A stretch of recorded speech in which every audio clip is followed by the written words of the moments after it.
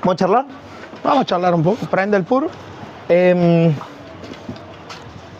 Voy a tratar, aunque sea. Bueno. Estaba pensando cómo encarar el charlar con vos. Es fácil, Carlos. ¿Cuál es el eje de la temática?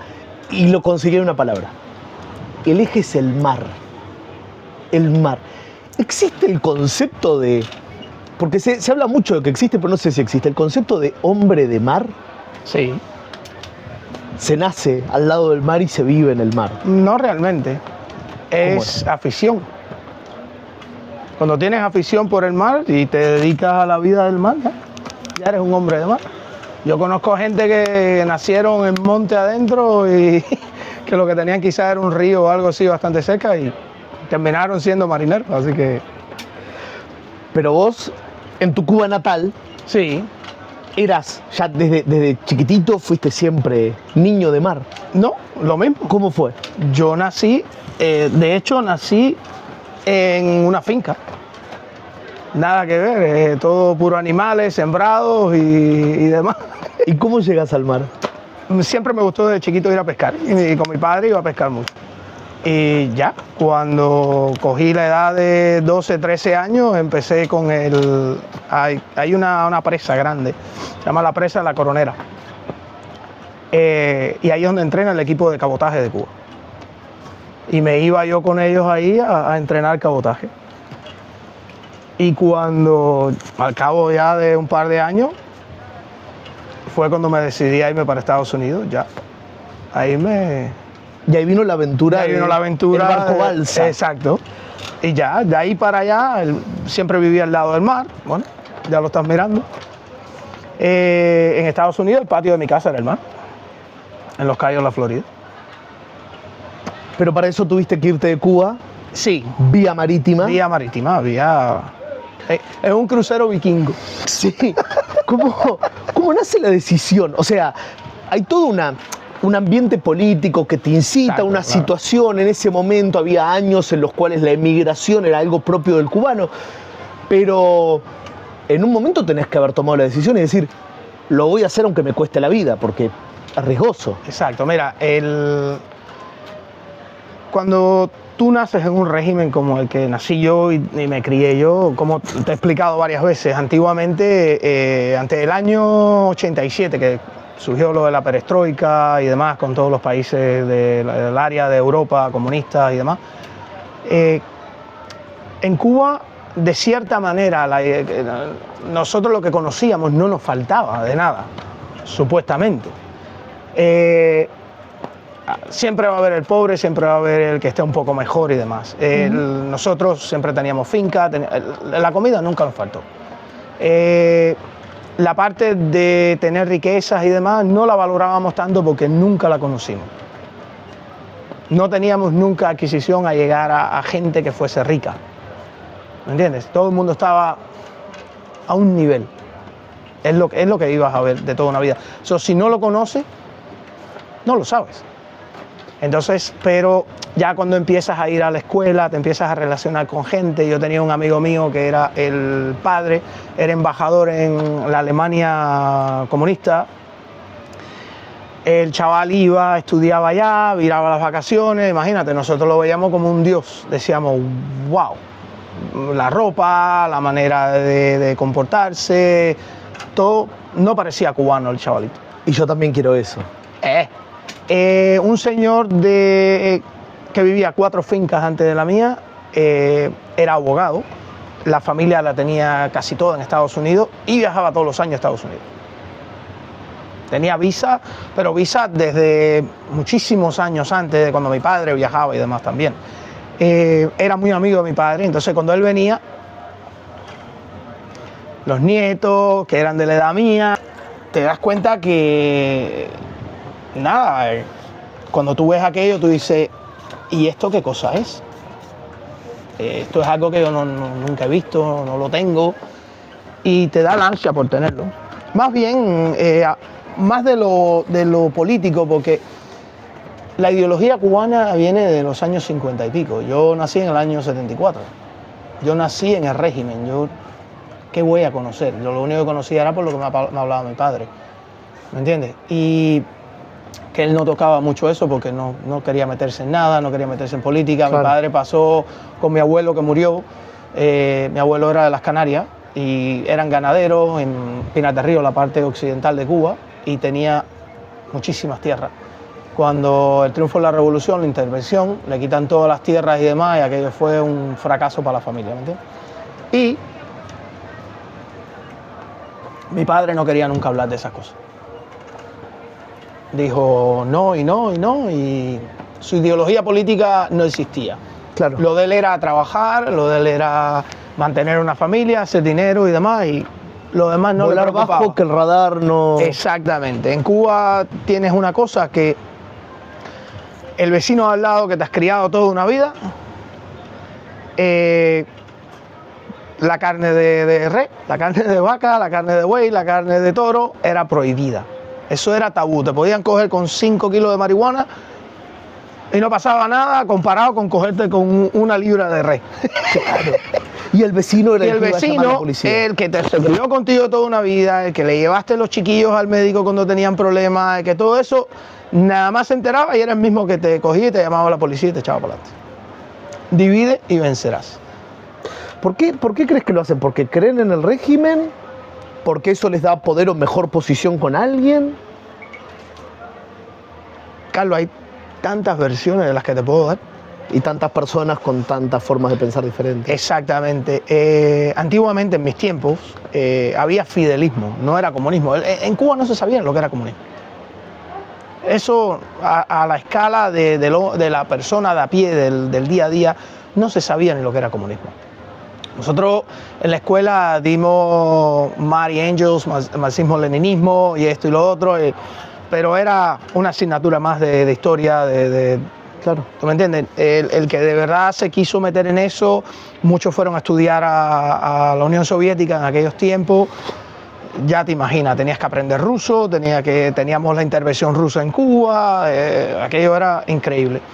Pero la mayoría de la gente no sabía lo que era comunismo, sabía lo que era fidelismo. Era el tío decía, el 1 de mayo voy a hablar en la plaza, un discurso de 4 horas, y te venían y te ponían un autobús, te recogían a todo el mundo obligado y tenías que ir allí a la Plaza de la Revolución.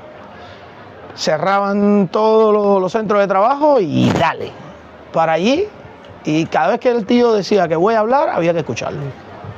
¿Me entiendes? Tenías 2 canales de televisión, el 2 y el 6. Y cuando el tío transmitía, lo que transmitía era eso. ¿Qué es lo que te digo? No conocías más nada. Entonces, al no conocer... O sea que te fuiste sin saber muy bien a qué, sin saber muy bien a dónde, porque no sabías cómo era realmente el lugar, decidiste irte a Estados Unidos. Lo que no quería saber era que sabía que no tenía futuro ahí. Claro. Lo que yo no quería saber era cómo iba a terminar aquello. Que, de hecho, mira cómo ha terminado. Sí. Que tampoco terminó. Que tampoco ha terminado, pero bueno, te quiero decir en el sentido de claro. El mismo camino que está cogiendo Venezuela, para que es un régimen. ¿A qué edad construyeron la balsa? ¿A qué edad? ¿Cuántos años tenías? 14 años. 14 años tenías. Y vos fuiste uno de los encargados fundamentales de la quilla. ¿Cómo era la balsa? Imagínate un backhoe, una máquina de sacar tierra, sí. las máquinas grandes de sacar tierra, las ruedas grandes, sí. El inner tube de adentro, que es el que se llena de aire, porque la cámara, porque no son macizas, esas ruedas no son macizas, claro. En aquellos tiempos no eran macizas. Eso, inflarla, pero esto, primero ¿dónde va la cosa? Dibuja. En un dibujo así tenía que quedar. No era que la íbamos a probar y después la íbamos a... Claro. No, eso era prueba y vete. Eso era a suerte, ¿verdad? No se puede volver ahí. No, que saliste, para nada. Entonces, mi ex suegro era escolta de Fidel. Nunca estuvo de acuerdo porque yo no era ni pionero. yo decía, yo me acuerdo cuando iba a la escuela, no usaba pañoleta, allá se usa una pañoleta roja, Ajá. en el uniforme escolar se usa una pañoleta roja, y yo no usaba ni pañoleta roja, yo decía que era testigo de Jehová, y los testigos de Jehová no usaban pañoleta. Con tal de escaparte, aunque sea un poquitito. Un poquito del régimen. Entonces, él sabía todas esas cosas. Allá no hay quien se escape, y menos si yo estaba noviando con la hija. Claro. Entonces, él contra mi persona como tal no tenía nada en contra, era con mis ideales ideológicos, era el todo, ¿tú me entiendes? Porque siempre fui muy aplicado a la escuela, además fui muy estudioso. Pero no era fidelista. No era fidelista. Entonces, yo a los 14 años, para cumplir 15, me llevo la hija. Y el tío ya fue una cosa que me acorraló de una manera que me dijo, ¿cómo vamos a hacer esto? Entonces, conmigo estudiaban otros chavales que eran recalcitrantes, no los siguientes, porque tenían familia en Estados Unidos, como yo tenía familia en Estados Unidos, Claro. pero bueno, yo no, ¿tú me entiendes? Nunca... Estaban ahí. Estaban ahí. Y entonces me cogen y me dicen, nos vamos. Digo, tío, si nos prenden, nos van a meter presos. Cosas de muchacho, cosas de locura. Como yo había entrenado cabotaje, tenía era flaquito, era nada. Una talla 28, flaco alto, pero una talla 28 era nada, un wing. Y me dice, tú eres muy bueno con los remos. Chichi, que era el amigo mío, entrenaba conmigo muchas veces también. Y decía, bueno, ya tenemos 2. Ahora hay que buscar el otro grupo que se vaya, que se quieran ir. Eso no hay problema, ya lo tenemos ya, me decía Chichi. Y éramos 8 y la mamá de Chichi. Dijimos, bueno, vamos a dibujar. 8 y la mamá de Chichi eran 9. 9 con Una ella. embarcación para 9 personas. Sí. Entonces dijimos, bueno, vamos a ver cómo lo hacemos. Chichi empezó a hablar con amistades de él de Estados Unidos, demás. Entonces, hablando no, mandándose cartas, y cuando venía alguien que le llamaban la gente de la comunidad, que no era como ahora, que tú coges un avión y vas, que si ibas una vez, después nos podías ir cada 5 años, y si no tenías que entrar por México o por República Dominicana, por un tercer país para poder ir a Cuba, era un dolor de cabeza. Cartas que además nadie podía leer. Nadie porque podía hablaban de leer, pues cómo si no ya... escaparse de Cuba. Exactamente, y eso no lo podía saber nadie, era secreto, como te dije. Si por hacer un bistec de carne rea el vecino al lado te echaba para adelante, imagínate por esto, cadena perpetua. Y entonces, nada, de ahí empezamos a averiguar todo, más o menos lo fueron diciendo, entonces dijimos, bueno, igual. Se me ocurre a mí la idea de mi suegro de decirle, bueno, tú te quieres deshacer de mí, la única manera que te vas a deshacer de mí y que tu hija no me caiga más atrás es esta. Tú me tienes que resolver todo lo que yo necesite. Y el tío me miró así y me dijo, ¿tú estás seguro de lo que tú me estás pidiendo, tío? Es la única manera, o la otra, méteme preso y tú sabes que tu hija te va a hacer la vida una croqueta. El tío me lo trajo todo en caja, nuevo paquete. Con tal de que te Con vayas. tal de que me fuera. Preparamos todo por los dibujos, mi hermano tenía una carpintería en casa, me hizo los remos, me hizo todas las tablas donde nos íbamos a sentar, toda la estructura de madera me la hizo mi hermano como yo le dije. Ya teníamos las cámaras, dije, bueno, entonces ahora tenemos lo que es la parte, el encerado que se pone encima de los camiones cuando cargas harina y todas esas cosas. Vale, cogimos 2 encerados, uno lo tiramos así a lo largo y lo pintamos con preservo de barco, que yo lo había dicho al tío. Claro. Cuando el preservo de barco se endurece, es una goma. Entonces ahí picamos tira más o menos de este ancho y entizamos cada cámara. ¿Vale? De ahí, con soga de nylon, tensamos, hicimos como una net alrededor de todo aquello para que aguantara el preservo de barco, para que el preservo de barco más bien es para cuando te da el sol no te reviente la Porque cámara. las cámaras van a tender a rajarse, lógicamente, con el sol y la sal. Exacto. Entonces dijimos, bueno, esto tenemos que hacerlo en la finca, no había problema porque Nadie te ve. nadie me va a ver, escondido, nadie te pasa para allá. Y ahí preparamos aquello allí, lo dejábamos por días al sol, no pasaba nada. Pero bueno, Por lo visto, menos mal que no pasaba nada. Si llegaba a pasar algo, es la ruina absoluta en el medio del mar. Un mar que además peligroso, con tiburones y con todo lo que tiene el mar cerca de Cuba y los Estados Unidos en pleno... macho, el estrecho de la Florida es una alimentación de seres humanos durante los años de tiburones. Los tiburones están adaptados. Gordos los tiburones. Sí. Eso, los bull sharks, eso es cubanito. Vale, y entonces hacemos eso, dijimos, bueno, funciona perfectamente. Entonces de ahí empezamos a coger metal para hacer la quilla, hicimos el metal con la quilla, además pusimos otro pedazo de preservo abajo, de engomado, tapando la quilla, pero bueno, la quilla ya rompía perfectamente de la manera y todo. Y pusimos encima como quedaba todo el tinglado de madera para aquello, perfecto. Entonces dijimos, bueno, ¿y el techo? ¿Cómo hacemos? Cosas que parecen tan simples en ese momento son dificilísimas. Carlos, yo soy ingeniero naval. Yo ahora te hago lo que tú quieras. Claro, ahora. En aquellos tiempos, un chavalito sin nada Ni tampoco tantos recursos, no puedes ir a comprar un techo. Ni recursos ni conocimiento. Aquello Ay, era por Dios. inventar. Yo me estaba acordando de el tabaco, como en Pinar del Río, en casa de mi tío, las vegas de tabaco se tapaban.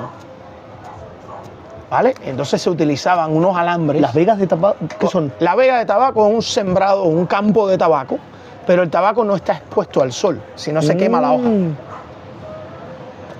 Tenían techos como el techo de la balsa. Era un techo transparente, una tela, pero que era como una microfibra, vamos a ponerlo así, que deja pasar los rayos del sol, pero no intensamente que quemen la hoja.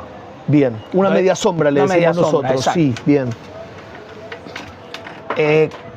Pensando en eso dije, bueno, tengo que hacer algo así. Entonces, pero ¿cómo lo mantengo, no? Entonces me acordaba de los alambres, que eran unos alambres gruesos así, pero que eran flexibles. Como las varas de las carpas iglú ahora. Exacto, las que hacen así. Que son de exactamente, fibra de más o vidrio, menos sí. algo así. Pero de hierro. Era un alambre. Y dije, pero era flexible. Y dije, bueno, entonces, donde iban los remos agarrados para cogerlo con la soga, eso era de madera. Entonces lo cambiamos por tubos, unos tubitos así. Se le abrió un hueco a la base y entonces doblabas el alambre aquel y lo metías allá adentro. Entonces teníamos dos. Claro. Eran 4 remos y teníamos 2. Cogimos el encerado ese, pero no lo engomamos. Lo dejamos que pasara la luz un poco, ¿no? Claro. Para que no fuera tan, aunque estuviera, no pesara tanto. Y entonces de ahí lo que hicimos el techo. Entonces, en todo lo que fue alrededor de la balsa, como estaba tensada con soga, la mamá de Chichi hace como unos pouches, unas bolsas, y entonces ahí metíamos las botellas de Coca-Cola, las botellas... A todas estas era... cogíamos, teníamos una amistad de nosotros que trabajaba en la diplotienda, no podías comprar, los únicos que podían comprar eran los diplomáticos y los extranjeros que venían a Cuba. Claro. Entonces cogíamos a esa gente, le vendíamos conejo, le vendíamos carne de cerdo, esto, lo otro, a ellos les encantaba eso, se lo hacíamos y ellos nos pagaban en dólares a nosotros. Ese dinero lo cogíamos para comprar Coca-Cola, para comprar toda esa. Entonces la Coca-Cola le echábamos limón adentro, miel, al agua, limón y miel, y así llenábamos todo alrededor de la balsa. Para tener agua fresca. Para tener agua fresca, como caía en el agua, estaba fresquita todo el tiempo. Y muchas conservas que comprábamos y guardábamos y demás. De ahí llegó la hora de la verdad. El día de salir. Alquilamos una casa en la playa en Guanabo. Es como decir aquí, así, en el litoral ahí. Y La tuvieron que pagar por adelantado, porque si no te vas sin pagar. no, nadie sabía lo que iba a pasar. Claro, o sea, La alquilamos- yo te pago cuando termino. La alquilamos por 15 días. Oye esto. Cogemos. Cuando la alquilamos, dijimos, bueno, en Cuba del 1 al 15 de agosto le llaman el veranillo de San Juan. Lo que es aquí de San Juan, Claro. pero aquí en junio. Allá es Del 1 al 15 de del 1 agosto. al 15 de agosto. ¿Por qué? Porque los vientos te llevan para el norte, son del sureste al norte, ¿me entiendes? Y entonces dijimos, bueno, eso lo habíamos averiguado porque mi papá trabajaba para operadora de fletes muchos años antes y estábamos siempre nosotros en los barcos y yo de curioso siempre preguntaba y cosas y me enseñaban esto y bueno, y si un día sales de aquí, ¿cómo coges para allá? Toda esa yo la tenía aquí anotadita. 15 días en la playa, rompió el veranillo en San Juan, vimos enseguida que cambió el viento. A esa hora, imagínate, a contactar con el suegro. Que el otro negocio era que nadie nos podía parar. Entonces, voy a La Habana, cojo un taxi, voy a La Habana. Las playas estas están al este de La Habana, ¿vale? Como quien va para la provincia de Matanzas. Voy a La Habana, lo contacto y le digo, pensamos salir mañana sobre las 12 a 1 de la madrugada. Es el tío. ¿Okay? Macho, no había, allá nosotros le decíamos taca-taca a los pescadores, porque imagínate, los barquitos esos de madera y los motorcitos de petróleo esos, le decíamos taca-taca. Claro. Y tú veías las lucecitas, esa gente salían por capitanía del puerto, pedían permiso, salían y demás. Y salían ahí. Esa era la otra, salían ahí porque no puedes salir. Claro. Por esa noche no hubo permiso para nadie. Esa noche no salió nadie, loco. Imagínate, 12 y pico a la 1 de la mañana, mirando a esa hora para todos lados, no hay nadie en la playa. Entonces, para ir para la casa en la playa, uno llevaba una cámara en una mochila, el otro llevaba otra cámara, el otro otro en un taxi con madera, todo fue por separado, porque imagínate, no podía... No, claro, no lo tenía. No. Todo eso Nunca era- lo había pensado, no puedes fletar la balsa. No. Todo eso es armarlo en la casa. Entonces escogimos una casa que tenía un patio bien grande con un portón que daba para la arena. Claro. Entonces cada uno fue llegando un día antes, 2 días antes, iban llegando de poquito hasta que ya ese día por la tarde, cuando empezó a oscurecer, empezamos a armarlo. Como ya sabíamos cómo lo íbamos a armar, empezamos a armarlo todo. Cuando lo armamos todo, dijimos, esta es la hora. Nos habíamos hecho unos arneses, como si fueran los arneses de los perros. Sí. Y con sogas aquí, y Chichi y yo nos tiramos adelante, íbamos nadando y alando la barza. Por Dios, a la 1 de la madrugada. ¿Por qué? Te voy a explicar por qué. En Cuba, de la playa, tú no puedes salir así como así, porque tienes un arrecife coralino, vamos a decir, ¿qué te digo? 100 metros, 50, 60, 70, de 50 a 100 metros tiene un arrecife coralino, que tú vas nadando y te paras en el arrecife coralino, el agua te da por aquí. Claro. Si te vas con tanto peso arriba, ¿qué pasa con esto? El bote va a golpear. Golpea y se raja todo. Entonces, más o menos, como íbamos nosotros adelante, con 2 sogas adelante, sabíamos dónde estaba el arrecife coralino. Cuando llegó el arrecife coralino, nosotros aguantamos la balsa, la gente se bajaron, se subieron arriba del arrecife, buscamos que fuera marea baja también, cargamos la balsa a todo el mundo y la pasamos al otro lado. Empuja y sigue nadando un poco más adelante. Ya nos subimos y entonces ya los otros empezaron a remar. Eran 2 horas remando, 1 hora descansando. Después de tanto tiempo, muchos recuerdos deben estar mezclados, muchas cosas no se deben de recordar bien, pero en algún momento se te cruzó decir, ¿qué estoy haciendo? Por Dios, ibas completamente decidido. Carlos, cuando das un paso así, en ese momento no piensas nada. Es la ejecución. Sí, es que te salga bien. De ahí ya nos montamos y entonces nosotros tomamos agua, fuimos descansando y ya nos tocó de nuevo, empezamos a remar, digamos cambiando, eso era rema. Tú tienes que partir norte todo el tiempo de una brújula que yo tenía de años, que la había, de cuando mi padre trabajaba mejor operadora de flete, yo un día le interesaba una brújula y me regalaron una brújula en uno de los... Fantástico. De ¿Quién los hubiera barcos. creído que iba a servirte para eso? Yo porque siempre tuve afición por el mar, siempre me gustó, desde que empecé a verlo, por primera vez me gustó. De ahí cogimos y ya de una primera empezamos, dale. Ya cuando tú sales, para saber que tú estás a 25 millas náuticas mar afuera, te das cuenta por la refinería Ñico López, la refinería de petróleo Ñico López. Ajá. Cuando vas perdiendo la llamita, que ya la pierdes, que ya el agua y se perdió, ya estás a 25 millas. Ese era otro de los datos que me habían dado. Es donde la curvatura de la Tierra te coincide con la altura de la torre para dejar de ver la llama. Ahí tienes 25 millas.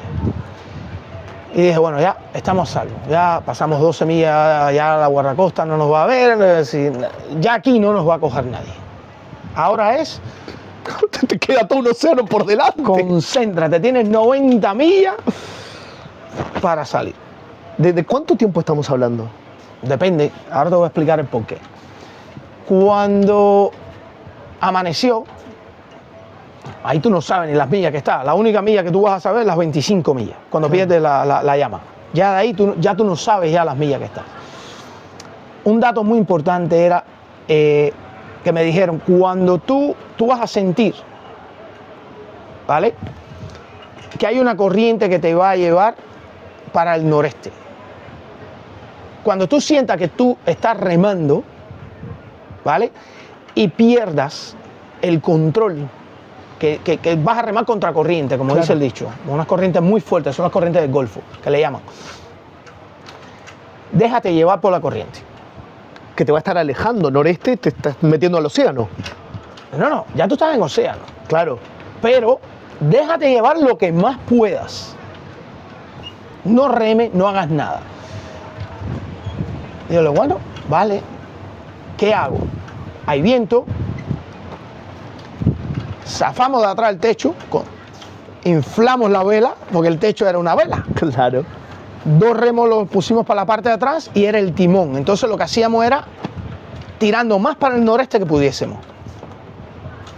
¿Para qué? Para que te lleve para acá. Porque cuando te engancha la otra, que es más fuerte todavía, la otra corriente, es la que te tira para el Golfo. Cuando te engancha esa, para que te enganche la otra, que te vuelve a tirar para que te da el rumbo. Por eso tienes que alejarte lo más que puedas para el noreste, porque esta es más fuerte y te tira para el Golfo. Cuando gente que se perdieron en el Golfo y terminaron ahogados, Por ir contra quemados, la corriente. Por la corriente. Porque no sabían. Haces como un triángulo, digamos. Exacto. Sales de Cuba, la corriente te lleva para el océano, la otra corriente te Te vuelve a vuelve a meter. llevar para el Golfo y la otra te vuelve a sacar. Te vuelve a meter para el océano. Entonces, ahí es donde está la cosa. Cuando la tercera corriente te coge, ahí es donde tú tienes que de verdad saber lo que haces. ¿Por qué? Porque ahí tú tienes que tener el compás, la brújula la tienes que tener a 15 grados noroeste para que rompas los Cayos de la Florida. Y ahí De Miami a los Cayos de la Florida. De 15 a 17 grados me estrago. Si te pasa, terminas para arriba, para Bahamas. ¿Vale? Esa era la cosa. Cuando ya nos tiró la otra corriente, entonces, ¿qué es lo que nosotros hacíamos? Bajábamos la vela y poníamos los remos en contra para que fuese parando lo más posible. Y de vez en cuando tirábamos para que la quilla cogiera para adentro de nuevo aquí hasta que enganchamos la otra corriente. Cuando enganchamos la otra corriente, puse la brújula hasta que me llegara a los 15 grados que yo quería noroeste. Cuando llegué a los 15 grados noreste, volví a izar la vela y ahí teníamos que seguir. De ahí, Fe ciega. ¿eh? Fe ciega, Fe ciega. porque ves mar, nada más que mar. No, ahí no ves nada. Lo más triste de esto es, un poquito después, cuando ya va cayendo la noche, que ya dejas de ver azul y es negro. Un gris oscuro negro, eso que flipas, tío. Flipa, eso es, ahí es donde tú, la pregunta que me hacías ahorita, ahí es donde tú dices, ¿qué coño hago aquí? ¿Cómo he llegado aquí? Ahí ya empiezas ya a darle vuelta a aquello. Porque Cuando ya es demasiado tarde. ya estás hablando de un día, 2 días, ¿tú me entiendes? Tienes que racionarte la comida, tienes que racionarte el agua, porque tú no sabes si vas a llegar o no vas a llegar. Sí, tú los cálculos los hiciste, pero ¿quién te garantiza? No funciona Google Maps ahí. Exactamente. ¿Qué coño? En aquellos tiempos no había Google No, Maps. no había ni Google ni Maps, no había nada. No había nada. Por Dios, claro, perdido en el medio del océano. Bueno, en realidad perdido no, pero no lo sabes Pero a no ciencia sabes cierta. exactamente. de ahí, imagínate, lo que te había contado antes, ahí había que hacer necesidad, uno le daba pena. Como le dicen aquí, vergüenza. Claro. Teníamos una cámara más chiquitita, preparada igual, entonces, pero sin fondo. Te subía con los pies colgando. Una cámara séptica. Una cámara séptica. Te subías arriba, te dejábamos ir para atrás un poquito con la soga y haz lo tuyo. Claro. Empezamos a ver aletas de tiburones. Ala lo rápido que se lo comen. Ay, por Dios. Ya de ahí, De repente no había tantas ganas de ir al No. baño. ya de ahí aquello hizo y ya. No más. Entonces imagínate, aquello era, ¿qué te digo? Por lo menos pipí, porque tomabas agua. Miren para allá, y Claro. te virabas. Y los tiburones constantemente, tú los veías que te daban la vuelta, te hacían así por debajo. No hay nadie. Macho, estás hablando chavalitos, sin experiencia, Chavalito, tengo 42 años, me muero de un infarto ahora mismo, ¿no? Que chavalito ni que chavalito. de ver tiburones, lo había visto yo en el acuario. Ya, de ver la aleta, de ver el animal aquel negro grande o gris, y tú decías, madre mía. Pero bueno, estoy aquí arriba, que me venga a buscar. El sol, aunque estabas tapado, cubierto y todo, la cara. Porque además estaba semi tapado. Sí, exacto. Y muchas veces tenías la vela puesta y te estaba dando el sol, una gorra más o menos. Lo bueno es que estábamos bien hidratados, bien comidos y demás. ¿Tú me entiendes? Una parte, delfines vinieron. Tremendo pedazo que estuvimos con los delfines, los tiburones se van. Cuando hay delfines, el tiburón, Claro. chao. Nos sentimos un poco, porque siempre habíamos oído las anécdotas esas de cuando hay delfín no hay tiburón, y de verdad que lo probamos porque. Y ellos al lado tuyo, cuando ellos ven obstrucciones, ellos vienen al lado tuyo y nadan y demás. No los vas a tocar porque se te hunden rápido, porque son salvajes. Pero te acompañan. Pero te acompañan, sí. El delfín es como el perro en la tierra. El delfín en el mar es como el perro en la tierra. Delfín, aunque sean salvajes, ellos como que huelen, ¿tú me entiendes? Cuando alguien está en distress, está en peligro y demás. Y así estuvimos mucho tiempo. La otra anécdota era, imagínate, veías luces, ¡wow! ¡Un crucero! La inexperiencia, la ansia, el deseo de que te recogiera alguien. Claro. Y rema. ¿Qué coño? Esa gente iban y no te van a ver a esa altura, ni un carajo. Ahí van con motor y tú ibas remando. No, ¿qué coño vas a ver? Par de un crucero, un buque que vimos, carguero y demás, y dijimos, que estamos perdiendo tiempo, energía y demás, y vamos a seguir a lo que íbamos. Y ahí seguimos. Seguimos al cuarto día, como a las 7, 8 de la mañana, ya amaneció y demás. De buena a primera vemos una avioneta, llevábamos un espejito para con el reflejo. Claro. Y ya se fue. Ese no. Ese no, tío. Dio la vuelta y era de una, ¿cómo decirte? Como una agencia que se llama en Estados Unidos, fundada por los cubanos, de antaño, de mi padre, Hermanos al Rescate le llaman. Y entonces, esa gente pasaron y nos tiraron con paracaídas, nos tiraron pensando que necesitábamos agua, nos tiraron unos pomos de agua. Tírenme un motor. Sí, Agua tenemos. Agua tenemos. Y se fueron. Yo dije, a ver, si esa gente dan para acá, no estamos muy lejos. El cuarto día. Cuarto día, hace 4 días que estaba en alta mar, pero bueno, por lo menos se encontraron con una avioneta que parecía que venía de los Estados Unidos, aunque sea, sabés que esas avionetas salen de los Estados Unidos, salen de Florida también, con lo cual estaban por ahí. Yo no sabía ni que era Hermanos al Rescate. Ah, en ese momento no tenía. No, ¿qué coño voy a saber? Eso lo supe yo Claro. después. Y entonces cojo y hago así. Y le digo, bueno, por lo menos nos vieron y nos tiraron agua. Estábamos contentos, nos levantó el ánimo. Y seguimos remando. Y bueno, primero empezamos a ver, sí se veía a lo lejos, tierra. Y dijimos, tío, olvídate de, estamos bien con la brújula. Y a esa hora, no, los remos eran Una propela fuera de borda. Aquello era... dale, dale. Y te estoy hablando, La Carlos, emoción. ninguno de nosotros nos sentíamos los brazos. Aquellos estaban adormecidos, aquello era por gusto. Yo quería hasta patalear para... Que hace 4 días que cuando no remaban estaban sosteniendo para guiar, así que...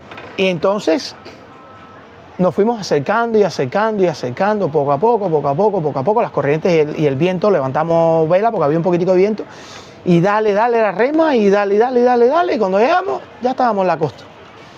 Cuando llegamos a la costa, habían gente pescando desde la orilla. Enseguida se metieron al agua, empezaron a alarnos, y llegó el Marine Patrol. Y ya está. Una vez que tocaste Dijimos, la arena... Dije, esto tiene que ser en Estados Unidos. Preguntamos, ¿dónde estamos? Dice, están en los Cayos de la Florida. Dije, tío, la pegamos. Llegamos. Eran tiempos diferentes, ¿vale? Eran tiempos que, aunque te recogieran en el mar, te llevaban y ya. Claro. Porque después del 94, cuando Clinton estaba en el poder, fue que cambió lo que fue la ley del pie seco, piel mojado para el cubano. Tenías que tocar la arena para poder. Tenías que tocar. Y entonces, ¿por qué? Porque empezaron la gente más adelante a traer, los cubanos iban y lo cogieron como negocio. Claro. Iban, cuadraban, la gente pagaban 10.000, 11.000, 12.000 pavos para que entraran a una lancha y lo sacaba. Pero bueno, eso fueron años después, estamos hablando año 91. Tú llegaste perfectamente seguro, viviste en Estados Unidos durante ¿cuántos años? 27 años. Cómodamente. ¿Y viviste prácticamente en el mar? ¿Te mudaste? ¿Cuál fue el periodo de tiempo más largo en el cual estuviste lejos del mar? Ninguno. Era viajar dentro de los Estados Unidos. Pero siempre viví al lado del agua. Por eso te decía hoy lo de la palabra mar. Yo nací en una ciudad con mar, después me mudé a otra ciudad con mar. Cuando decidimos emigrar, lo primero que dijimos fue, tiene que ser un lugar que tenga mar. Y a lo que venía es eso. Es como que el que nace con mar no se puede alejar. No se puede alejar. Yo te digo, haber nacido yo en una finca, no habiendo visto el mar, ¿tú me entiendes? Tantas veces. Cuando iba con mi padre, que iba al puerto de La Habana, y cuando nos íbamos a pescar, que nos íbamos a un río, y te estoy hablando, en el año quizás 2 veces íbamos al mar. ¿Me entiendes? Porque teníamos que atravesar. Nosotros, la finca está detrás del aeropuerto internacional de Boyeros, en La Habana, pero eso es lo que le llamaban antiguamente Habana Campo. Porque lo pusieron así, geográficamente, si tú miras el municipio de Boyeros, donde está localizado el aeropuerto internacional de Cuba, el centro de La Habana no es centro Habana, lo que le llaman, es Boyeros. En todo lo que es la geografía de todos los municipios de la provincia de La Habana, nosotros quedamos en el mismo centro. Ok. ¿Vale? Pero eso era considerado como Habana Campo. ¿Me entiendes? Entonces tenías que atravesar de ahí toda La Habana, el Vedado, llegar a que llegaras a las playas del este. O irte cogiendo para la parte occidental, lo que es la playa Baracoa, el antiguo Mariel, que hay un puerto muy grande ahí, que fue con los años 80, el éxodo de los años 80 de los cubanos que fueron para Estados Unidos. Ahí entramos en Scarface, es la otra etapa. La primera etapa, Claro. La fue la segunda. Claro. La otra etapa. Y lo último, si pudieras, no sé si decir si fueras tu propio padre, pero si pudieras volver al Brian de 14 años, que tomó la decisión de ir 4 días al ¿le dirías, hacelo? ¿O la verdad es que No. demasiado? Hay un dicho que en inglés que se llama ignorance is bliss. Sí.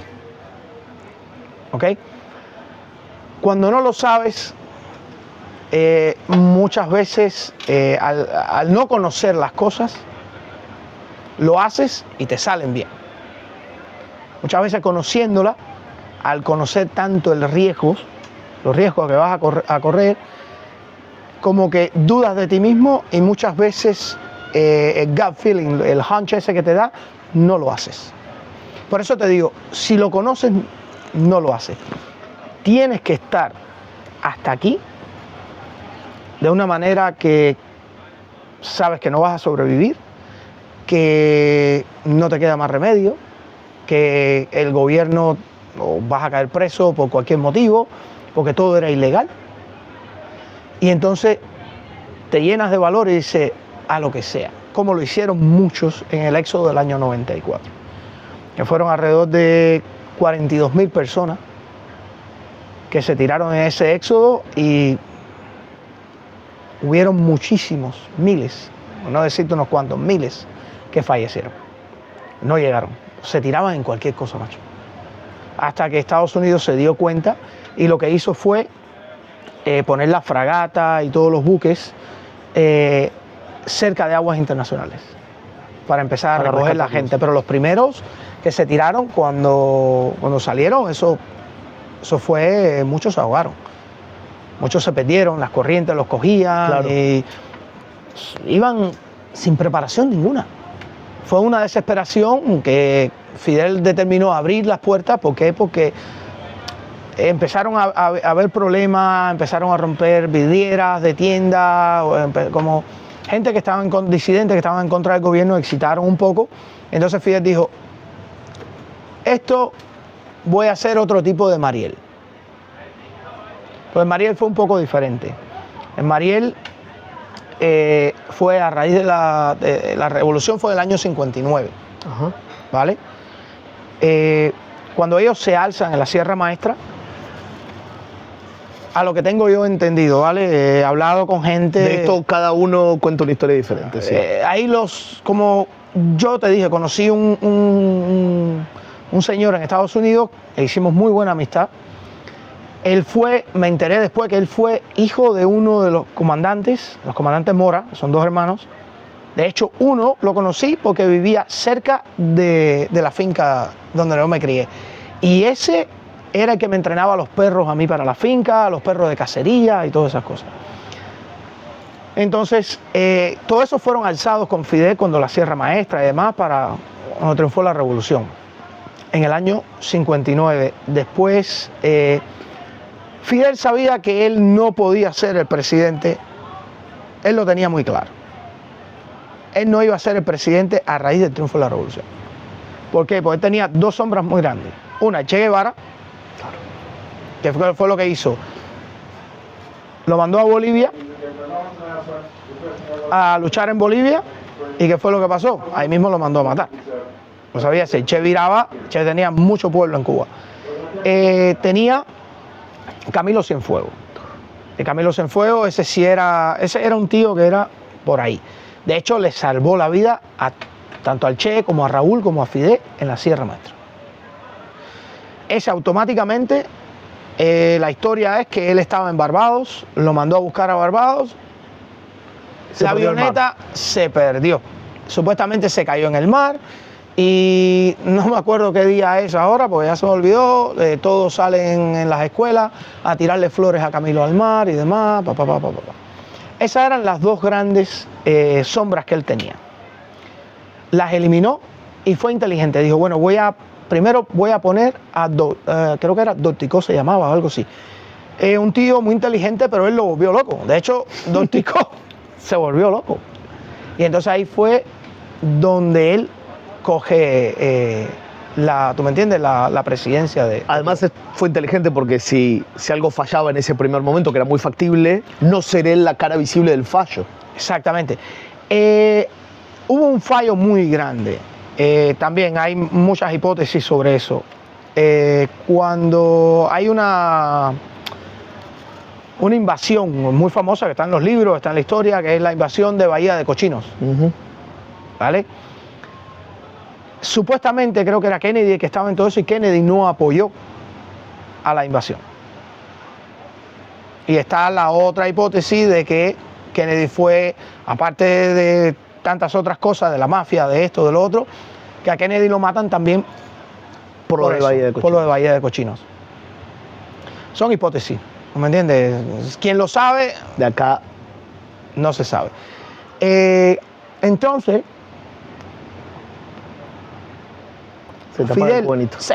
Fidel en el año 80, toda la gente que tenía familia en Estados Unidos que querían irse. Él fue inteligente, dice, esto se me está complicando un poco. Y tengo las cárceles llenas de gente, ¿no me entiendes? Entonces, que se vayan. Si me van a complicar la vida, es mucho más fácil abrirles las puertas, no vigilarlos.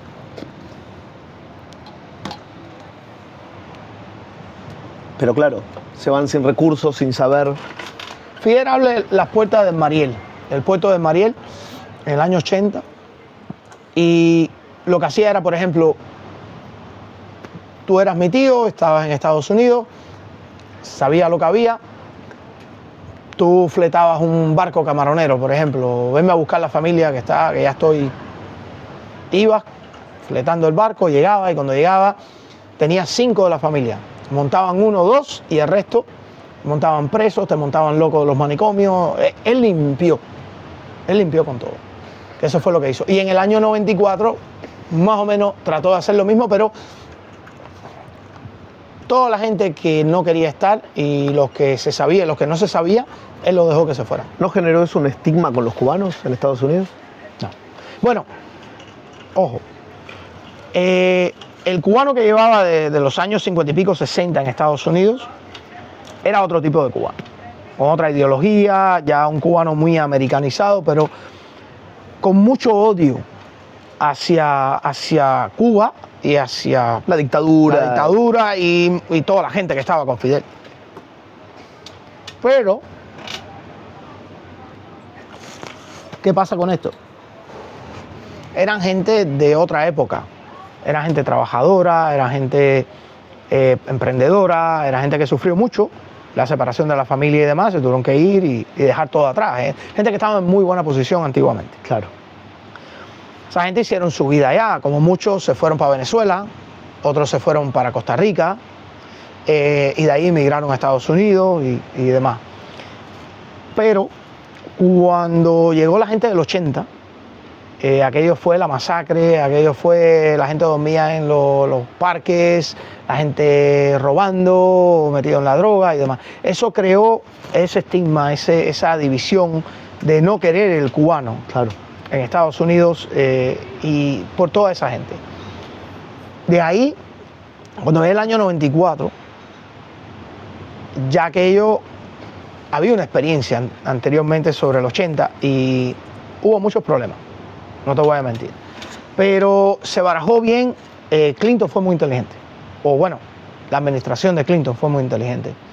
Recuérdate que Clinton coge el poder de Ronald Reagan, si no me equivoco. Sí. Y cogió una economía muy buena. Cogió todo y eso lo ayudó mucho. ¿Tú me entiendes? No le empieza a recoger la gente, lo empieza a meter en la base de Guantánamo. Estilo campo de concentración, pero sin la rudeza de un campo de concentración. Simplemente tenías que tener controlada a la gente. Estás hablando de 42.000 personas. Una locura. ¿Vale? Tú no puedes de un viaje meter 42.000 personas en Estados Unidos sin un plan. Todo lo que fueron las fuerzas habilitaron la base naval de Guantánamo completa, en todo lo que fue, había un valle muy grande entre montañas, es un área muy montañosa, la parte oriental de Guantánamo es un área muy montañosa, y había un valle muy grande. Entonces, ¿qué fue lo que hicieron? Eso estaba lleno de marabú es espina, esto, lo otro. Ahí trabajaban los Marines, tanto como los Marines, como los MPs, ¿tú me entiendes? Todos trabajaban 24 horas. Tenían turnos de 24 horas limpiando todo aquello, montando casas de campaña inmensas. Había que imagínate, llegaban los buques llenos de gente.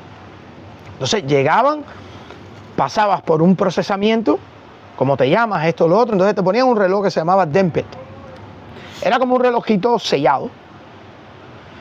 Ponían toda la información en la computadora, escaneaban el Dempet, y era como el número tuyo de seguridad social, con toda tu información metida dentro. Y ya de ahí te decían, te asignaban, ¿vienes con familia? A esa hora, imagínate, sí, soy el sobrino de ella. ¿Qué vas a decir? ¿Quién lo va a chequear? ¿Quién lo va a chequear? ¿Cómo lo vas a chequear? Documentación cero. Es lo que tú dijeras. De ahí la gente cogían y se agrupaban, lo que eran familias, los agrupaban en ciertos campamentos. Los hombres solos para otro campamento. Que serían más ásperos. Exacto, ahí empezaron a segregar. Cogieron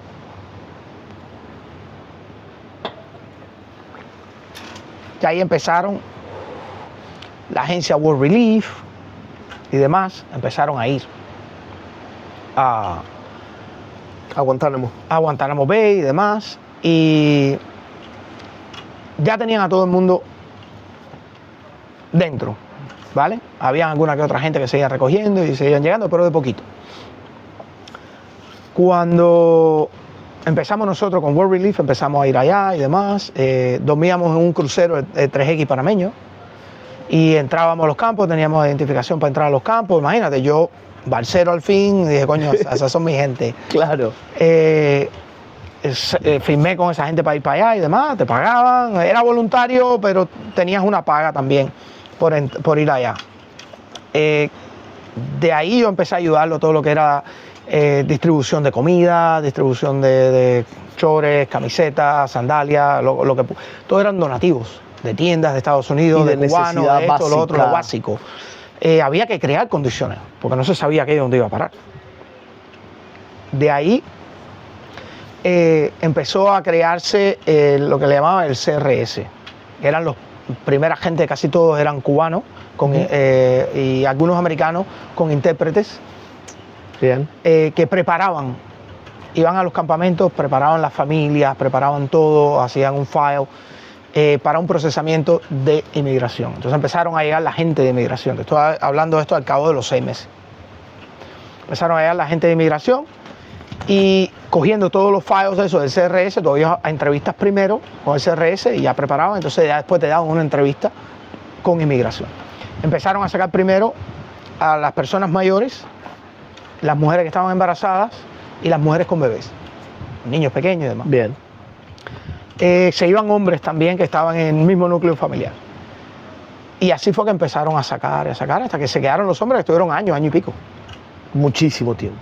De ahí abrieron una brecha con Panamá. La base Howard de Panamá, dijeron, todo el que se quiera ir para Panamá, mucha gente dijeron, bueno, por lo menos no estamos en Cuba. Y se fueron para Panamá. Y tampoco estamos viviendo en un campamento. No, vivían en un campamento igual. Ah, en Panamá en un campamento. En un campamento igual en la base de Howard.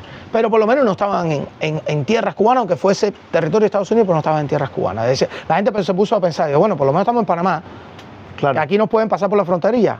La mentalidad.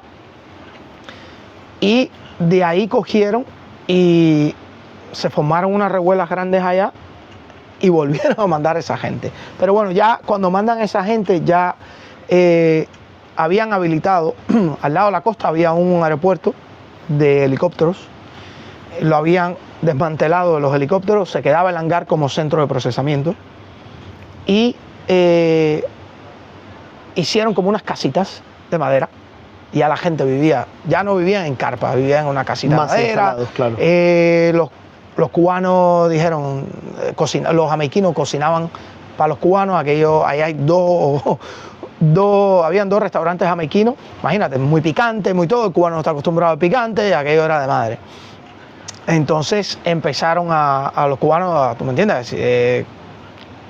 Dejarnos cocinar nosotros. Claro. Entonces crearon un líder de campamento, votado por la misma gente, vaya, como que hicieron una estructura de gobierno por cada campamento y de ahí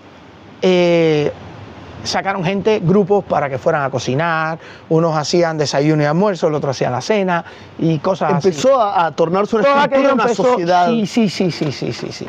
De hecho, los americanos... Qué loco cómo es el ser humano, ¿no? Juntás un grupo de gente y la estructura surge sola. Necesitamos organizarlo. Además, los americanos nos veían a nosotros diferentes. En aquellos tiempos también fue la invasión, un golpe de Estado que le dieron a Aristide en Haití.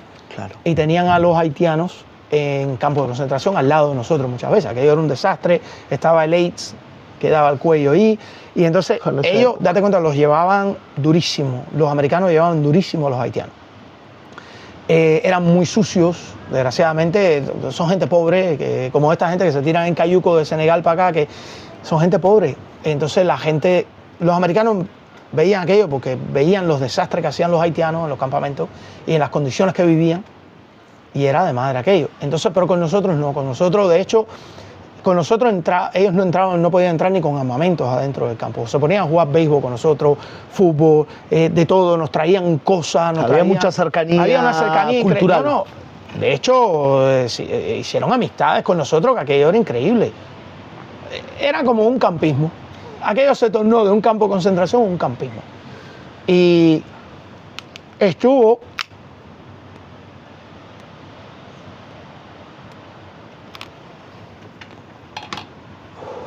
mejoró muchísimo aquello hasta que fueron saliendo, ¿tú me entiendes? Casi todo el mundo. La gente en Estados Unidos, los familiares, mandaban cartas, pero imagínate, llegaban bolsas de esas de basura inmensas llenas de cartas. Nosotros no podemos dedicarnos a esto. Claro.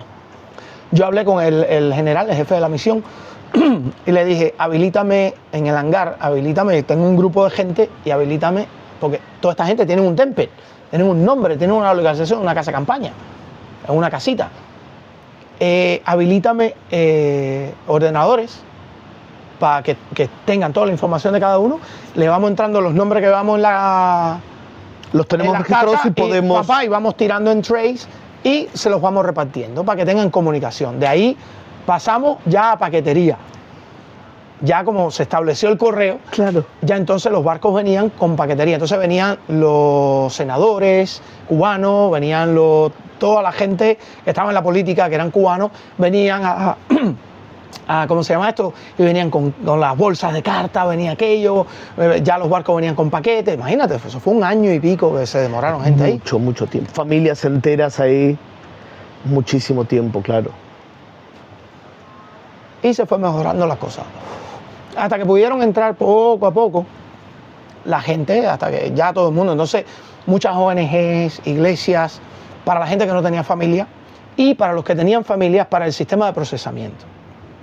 Por ejemplo, llegabas a Estados Unidos, cuando llegabas, la familia te recibía en las bases navales militares, estaban afuera, te sacaban, te llevaban y de ahí te decían, tal día tienes una cita en la iglesia tal.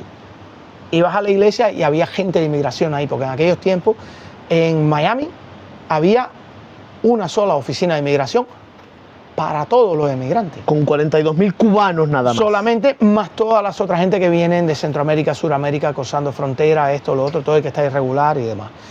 Era un caos. Entonces habilitaron eso así, de esa manera, para el procesamiento de la gente. Entonces por lo menos te daban un permiso de trabajo. Te Conociste preparaban. 1000 historias ahí, pues.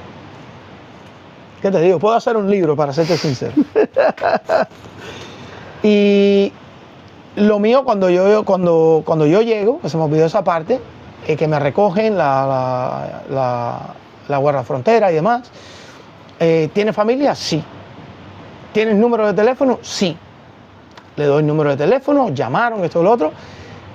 Me llevaron al centro de detención de Chrome Avenue, que era el centro de detención que en aquellos tiempos, y bueno, de hecho, creo que aún existe o es una cárcel ahora, no sé. Y entonces llegabas ahí, te procesaban y ya te soltaban con la familia. Lo mío fue una tarde y al otro día yo estaba con mi familia. Qué éxito. Gracias. Por las buenas historias.